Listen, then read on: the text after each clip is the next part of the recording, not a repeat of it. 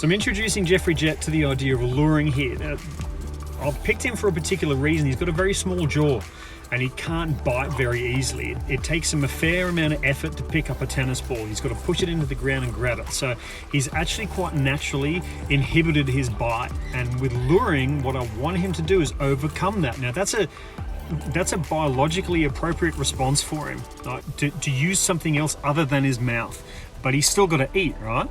So when I'm teaching a dog how to lure, the constraint that I put on the handler is that we can only pull the food away when the dog is pushing. So there's a push-pull motivation going on there. It's not enough for us to simply dangle the food in front of the dog's face and then take that away.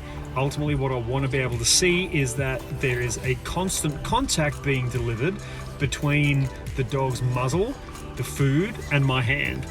That's quite an important distinction. The better the contact, the more pushy the dog is going to be, the more readily I can start to introduce movement patterns into the dog's repertoire. So in that previous video, you could see that I've got to get him pepped up, I've got to throw some food around, I've got to play with him, I've got to tease him, I can't touch him too much. And you're going to see that here, that I can start to develop more movement patterns. And just then I've just tried to add a little bit of tactile pressure onto him just to help him into that down position. And I realized, look, that's just too much for him.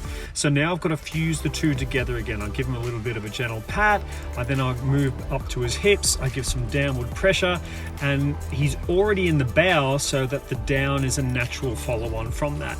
And he's learning, oh, okay, so I just follow the food. And now he's starting to become a little bit more sticky, and he's starting to follow the lure nicely.